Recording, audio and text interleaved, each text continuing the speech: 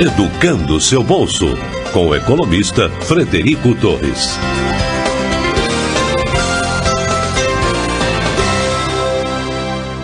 Olá, seja bem-vindo a mais uma edição do nosso podcast. Eu estou aqui hoje bastante animado por uma conversa com o Carlos Lessa, da SolarTech Engenharia. Ele é engenheiro especializado em energia fotovoltaica. Eu estou aqui com a minha casa pagando uma conta de luz alta aqui, estou injuriado e estava fazendo uma consulta para ele aí para a instalação de um sistema solar fotovoltaico e a conversa foi tão boa que eu resolvi trazê-lo aqui para o nosso canal para conversarmos de forma que vocês também possam se aproveitar da experiência do Carlos. Muito obrigado aí por ter aceito o convite e seja muito bem-vindo, cara. Se você quiser também falar umas poucas palavras sobre você, fica à vontade. Frederico, primeiramente, boa noite. Quero agradecer muito pelo convite e pela oportunidade de estar participando com você aí e fazer parte da Educando Seu Bolso, com todos os ouvintes aí. Pra gente é um grande prazer e poder divulgar também as questões da energia solar fotovoltaica pra gente tem uma importância muito grande. Então é isso, estamos à disposição. Que legal, cara. Então, Carlos, vamos começar com o nosso bate-papo aí, que tem muita pergunta boa, muita dúvida dos nossos leitores. A gente tem milhares de leitores que nos procuram por alguns posts que a gente tem e podcasts que a gente tem já mais antigos sobre o assunto. Gente que também, como eu, estou incomodados com o valor da conta de luz, querem saber quanto é que gasta com aparelhos, forno, ar-condicionado. Geralmente esses aparelhos que geram ou retiram temperatura, eles costumam gastar muita energia elétrica, né? Então, a gente vê que a quantidade de instalações fotovoltaicas ela tem crescido muito nos últimos anos no Brasil. Fotovoltaica, para quem não sabe, aquelas placas solares, no português comum, depois eu deixo para o Carlos dar uma especificação mais clara. Isso está crescendo muito. Eu estou sendo bombardeado aí com ofertas de empresas para instalação de sistemas. Começar te perguntando a que você atribui esse crescimento, cara. Então, Frederico, o termo que você usou está correto, é um sistema de energia solar fotovoltaica. Então, de fato, o Brasil ele teve o marco inicial para o setor de energia solar em 2012, onde ocorreu a Resolução Normativa 482 da ANEEL para geração distribuída. Então, nesses primeiros anos, aí houve uma caminhada mais lenta, né? Como tudo que está no início. E a partir de 2016, a gente já tem uma avaliação, a gente já tem uma apuração dos sistemas, onde eles triplicam a cada ano, ano após ano, é um crescimento assim vertiginoso. E a gente tem o marco já atingido em junho de 2020, são dados bastante atualizados aí, de 253 mil sistemas conectados à rede no Brasil. Então isso já mostra que, apesar de ser um percentual pequeno com relação aos vários sistemas existentes no Brasil, aí, os vários usuários da rede, mas já é um número significativo. Que legal, cara, é bastante gente, não sabia. Principais motivos que você aponta para esse crescimento aí? Então, na verdade, acreditamos nós aí, com essa análise feita em mercado, que existem alguns fatores que incentivaram a aderência das pessoas, dos clientes ao sistema solar fotovoltaico, começando aí pelos altos preços das tarifas de energia. Então, hoje em dia, o quilowatt-hora nas concessionárias de energia, não importa onde, a gente está falando de Minas Gerais, então é CEMIG, porém, cada localidade, cada estado tem a sua concessionária de energia, onde normalmente hoje esses preços, por quantidade unitária, ela realmente está muito alta. E tem uma questão seguinte, as concessionárias de energia hoje, elas são monopolistas nesses fornecimentos de energia. Então, um usuário hoje que está em uma concessionária, ele não tem opção de fazer uma troca, procurar um concorrente. Então, eles ficam muito alheios a imposições, bandeiras tarifárias, aumentos de tarifas. Essa questão aí fez com que muitas pessoas buscassem outras opções. O aumento da confiabilidade também das pessoas no sistema, ele contribui bastante também, porque é uma tecnologia que está ficando cada vez mais madura, as pessoas vendo que existem cases de sucesso, pessoas que instalaram, então o sistema vai ganhando cada vez mais confiança. E uma questão também super importante, que tem cada vez mais relevância nos dias de hoje, são buscas por ações de sustentabilidade. Então a questão do meio ambiente hoje ela tem sido bastante levada em consideração. A criação de financiamentos também foi um grande divisor de águas nessas decisões aí. Antigamente, nos primeiros anos, não existiam essas facilidades. Então, as financeiras, entendendo esse movimento todo, elas também aderiram ao sistema, trouxeram facilidades para quem deseja adquirir o sistema solar fotovoltaico. E é um investimento altamente rentável, se comparado com outros investimentos do mercado. Legal, só para esclarecer, então você falou muita coisa importante, pontuar algumas delas, Carlos. No caso da bandeira, né, você citou aí a questão das trocas de bandeira, né, bandeira vermelha, aí concessionária aumenta o preço da energia. Isso muda quando o sistema fotovoltaico é instalado para um cliente? Ele deixa de estar suscetível às trocas nas bandeiras tarifárias? Na verdade, não existe essa tarifação de bandeira tarifária na geração de energia. O pagamento ele é feito por quilowatt-hora adquirido na concessionária. Isso se deve à questão da ligação das termoelétricas, enfim, tem toda uma questão. Porém, quem está gerando a própria energia, não existe a incidência dessas tarifações na energia gerada. Tá, vamos lá. A nossa lógica aqui é sempre a do consumidor, né? Então, pensa, pô, eu instalei um sistema aqui na minha casa, tá funcionando, daqui a 2, 3 meses a CEMIG vai e troca para bandeira vermelha. Eu não tô nem aí, a minha conta não vai mudar. É mais ou menos por aí? Exatamente. Ótimo. Então agora eu consegui chegar no português meu. É isso Bacana, mesmo. Obrigado. Falou outras coisas bem legais que a gente vai explorar mais para frente, né? Como payback, né? Viabilidade financeira, a criação do financiamento, né? Para quem não tem a grana para investir nesses painéis e na instalação desse sistema logo de saída, muitas vezes você consegue financiar isso com um empenho muito pequeno de dinheiro seu, né? Para instalar. E além da sustentabilidade, né? Quer dizer que esse aí é uma coisa que realmente pega muita gente hoje. Excelente. Vamos lá. Agora que você deu aí o canto da sereia, tem muita gente que está com o sistema conectado, tem várias vantagens. Explica para nós como é que funciona a geração de energia elétrica através do sistema solar fotovoltaico, Carlos, por favor. Explicando bem basicamente como é que funciona, a irradiação solar, ela incide nas células fotovoltaicas que compõem os módulos, que são os painéis solares, e através dessa incidência gera-se a energia. Então essa energia, ela é gerada em corrente contínua. Essa corrente, ela é transmitida através dos cabeamentos até um equipamento também muito nobre, que é o inversor, que por sua vez transforma essa corrente em corrente alternada, que já é padrão de utilização nosso da rede. Então, uma vez transformada essa energia para os nossos padrões, essa energia já está pronta para ser utilizada instantaneamente nas residências, comércios, indústrias. E legal.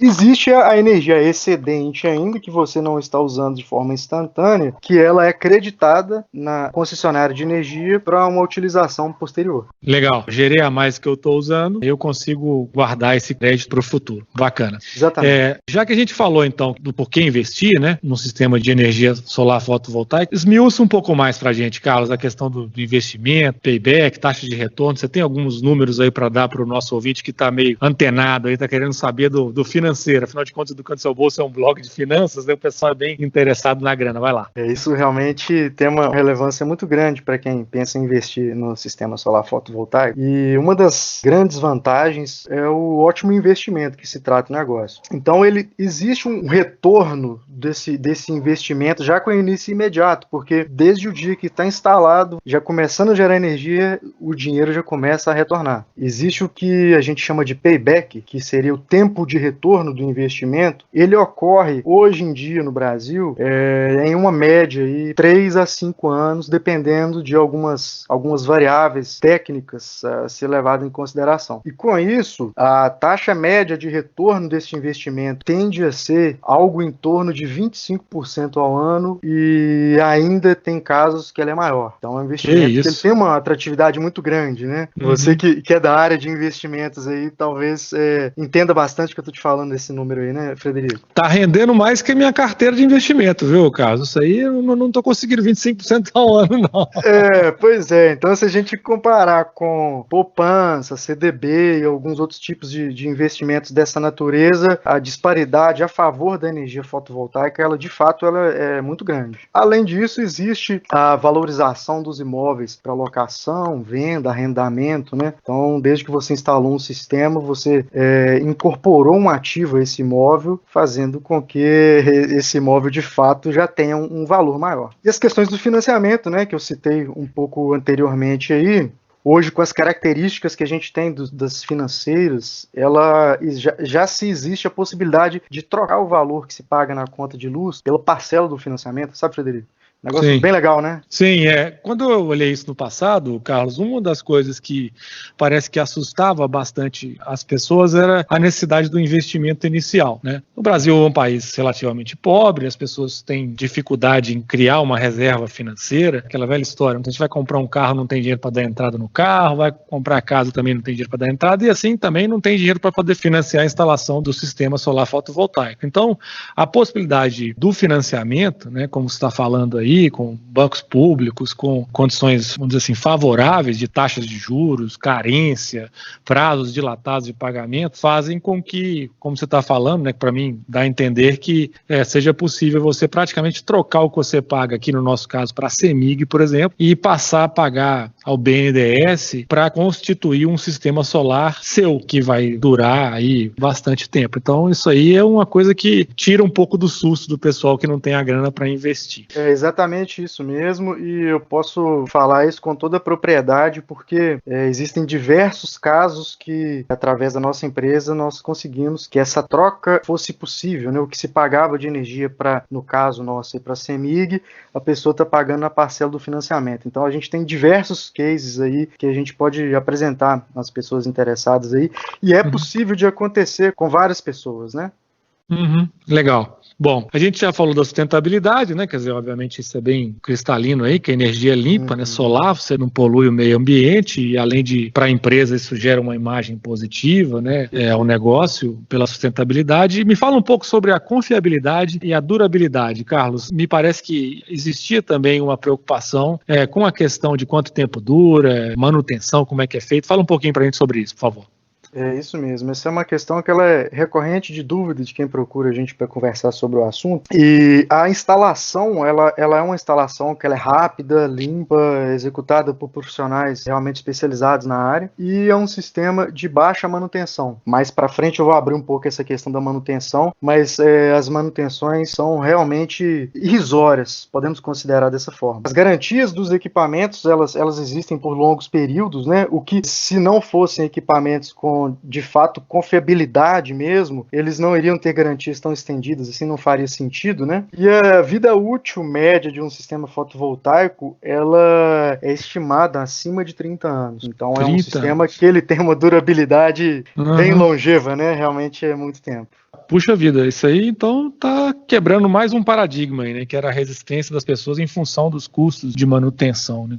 Baixo custo, irrisório, como você falou, garantia longa, vida útil longa também. E a história da liberdade, Carlos, da história do monopólio aí, como é que funciona isso aí? Eu não entendi direito, explica para nós. Então, essa na verdade é a dor de muitos de nós consumidores, eu vou me colocar também nessa condição, porque na verdade ninguém gosta de ser tratado num ambiente onde você não existe uma segunda opção para adquirir algo. E quem na verdade possui esse monopólio, muitas das vezes ele tem a possibilidade de fazer imposições. Aí eu faço uma pergunta: alguém já conseguiu reclamar, já conseguiu ganhar uma causa de bandeira tarifária? Eu desconheço, né? Então assim, quando existe um aumento de tarifa, é tudo imposto para a população, né? Então imagina numa situação onde você sai desse tipo de condição e passa a gerar sua própria energia. Então você ganha uma liberdade de algo que antes te prendia nesse sentido, né, Frederico?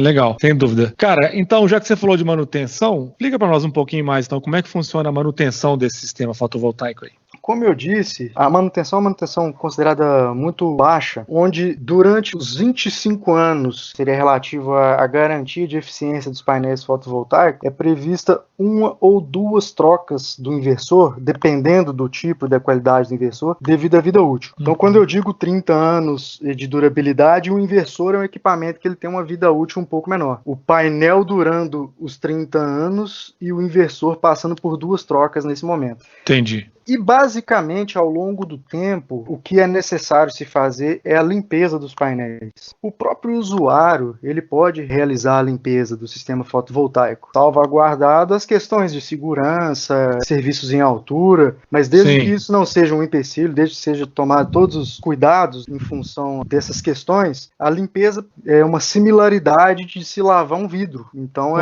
é de grande simplicidade realmente essa questão da limpeza. E de quanto em quanto tempo você faz essa limpeza? A gente pode dizer de uma forma média, umas 2 vezes por ano, então de 6 em 6 meses. Tá, legal. Então, ou seja, ressalvada aí a dificuldade de acessar o local, né? Ou seja, o Carlos está dizendo o seguinte, ó, não vai subir num telhado, escorregadio, cair lá de cima e quebrar uma perna, pelo amor de Deus, mas assim, fora isso, a limpeza do sistema é igual você limpar o vidro aí da tua janela, assim, né? Com um pouco de cuidado, né? Para não estragar nada. Bacana, legal ter essa percepção aí em português bem comum. Uma outra dúvida que a gente tem aqui, Carlos, é o seguinte, é possível gerar energia em um local e compensar em outro? Ou seja, eu instalo aqui na minha casa um painel, como você falou, pode gerar crédito para além do que eu uso aqui na minha casa e eu uso para minha casa e para um outro, para casa da minha mãe, por exemplo. Sim, Frederico, totalmente possível. Isso se dá através de um mecanismo que chama autoconsumo remoto. E ele tem que obedecer, a princípio, duas questões. A primeira delas, as contas de energia estarem na mesma titularidade. Ou seja, mesmo CPF para quem é pessoa física ou mesmo CNPJ para quem é pessoa jurídica. Tá. E estarem dentro da mesma área da concessionária de energia. Entendi. Então, ou seja, o cara que tem uma casa de fim de semana, né, ele instala lá os painéis dele e ele gera a energia para a casa de fim de semana e para o apartamento dele no centro da cidade, porque os dois estão no mesmo CPF e na mesma concessionária. Exatamente. Isso é muito comum também em uma relação entre trabalho e residência também, onde a pessoa instala, às vezes, na residência e utiliza-se os créditos no trabalho ou vice-versa, né? Então, essa avaliação é feita onde existe uma condição mais favorável para se instalar. Instala em um lugar e envia para o outro. E as questões dos CNPJs e CPF, elas são avaliadas junto com o concessionário de energia e essa burocracia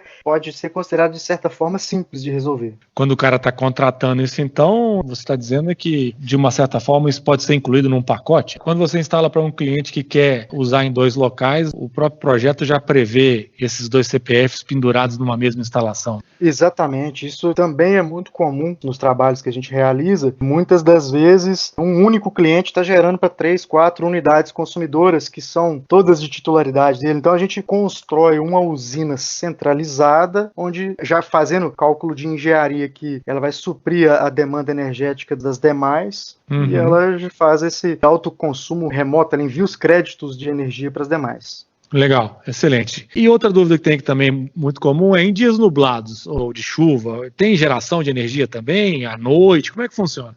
Essa pergunta realmente também é muito recorrente, porque existe aquela impressão das pessoas que é só debaixo de um sol aberto se gerando energia, mas de fato em dias nublados, até eventualmente chuvosos, é possível gerar energia sim. Existe a questão que obviamente vai ser em menor intensidade, porque as nuvens e etc. formam ali uma espécie de obstrução para os raios solares, mas mesmo assim eles conseguem atingir, né, a superfície dos painéis aí, e ainda assim gerar energia.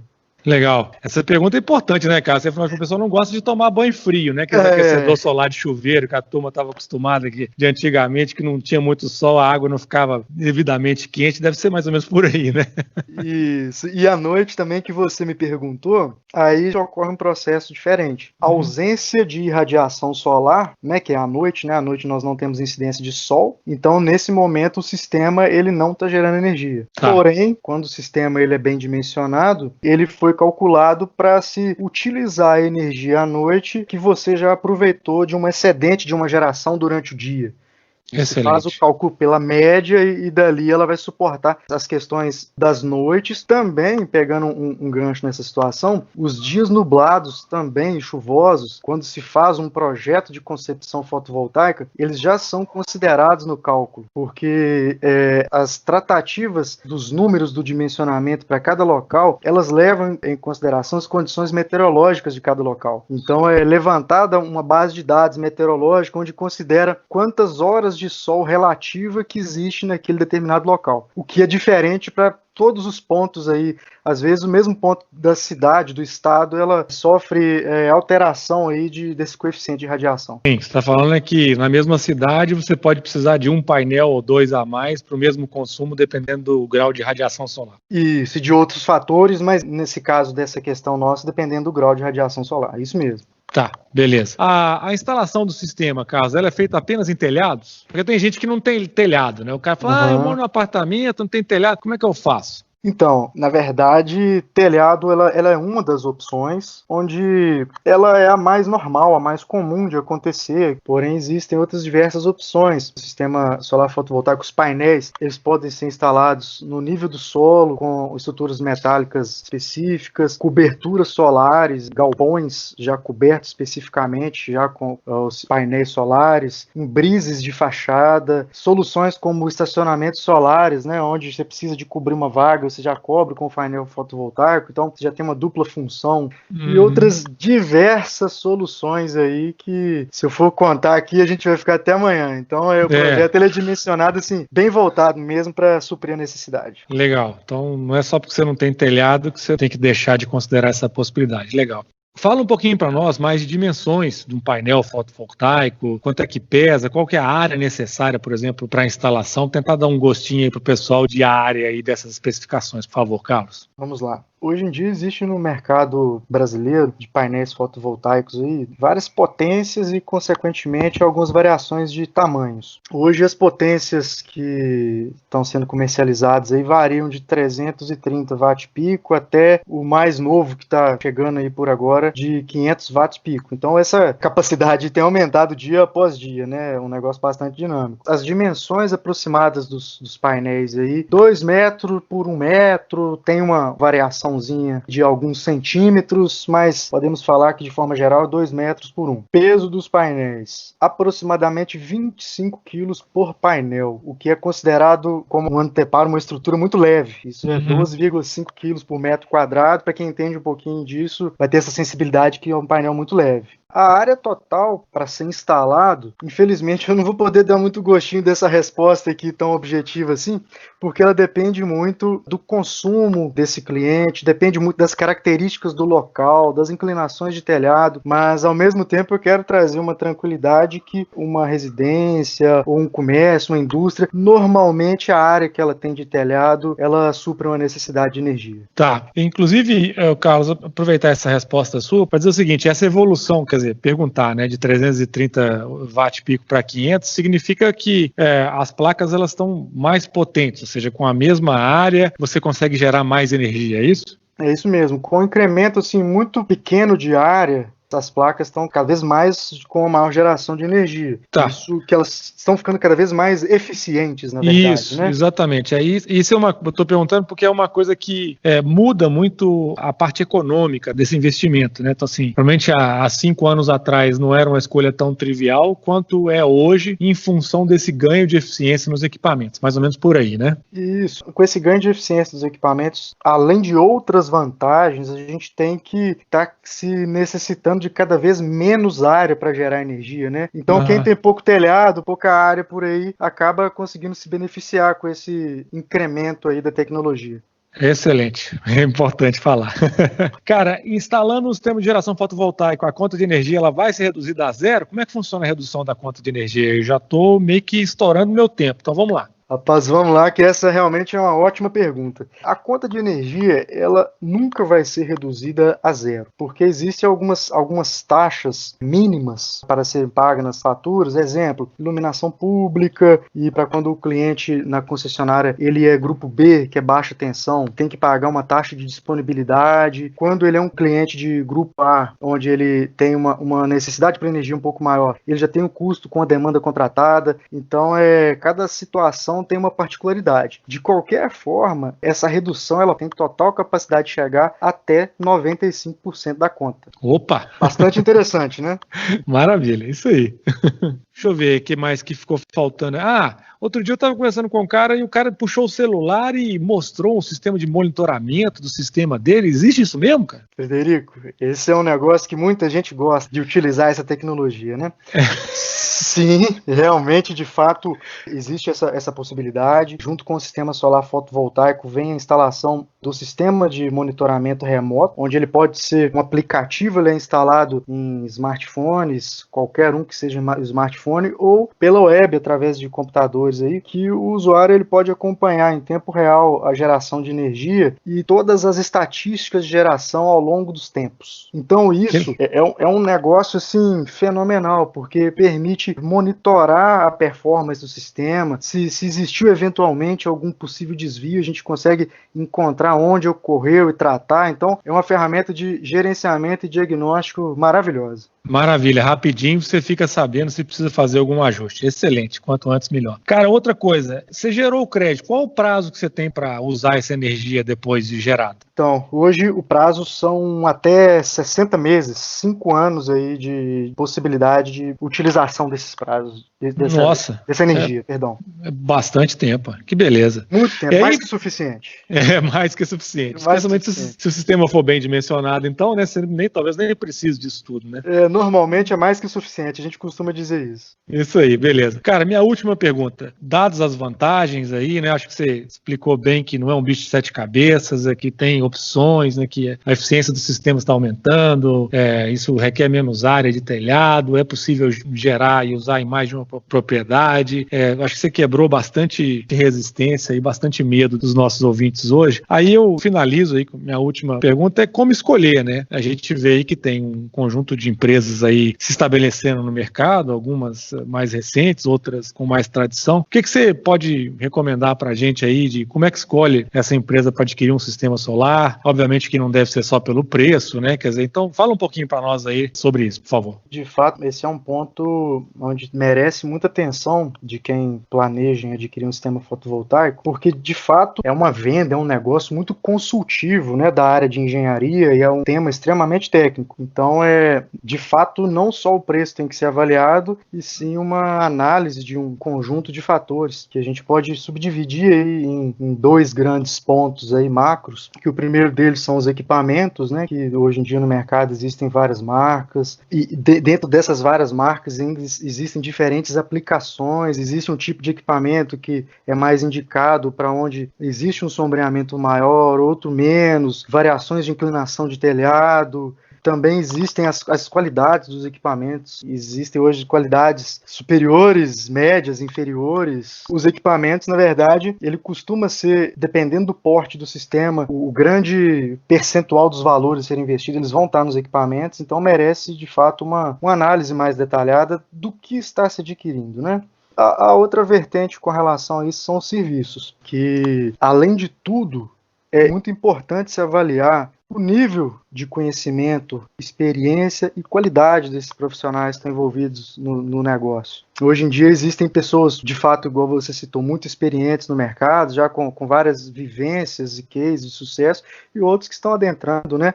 Nada contra os novos entrantes, não, mas é importante se avaliar, né, e entender onde que a pessoa se encaixa nesse negócio, né? Sim, e avaliar também com relação a isso, se o perfil da empresa é um perfil que melhor se encaixa ao seu, né? Porque às vezes a pessoa, de fato, ela está preocupada sempre com o menor preço. Então você vai encontrar empresas que vão oferecer tanto serviço quanto equipamentos que vão ser de menor preço. Não necessariamente são as de melhor qualidade, né? Sim. Então essa é uma análise bem complexa, né? Como tudo na vida, né? O cara que quer fazer um negoção, né? Que quer matar, né?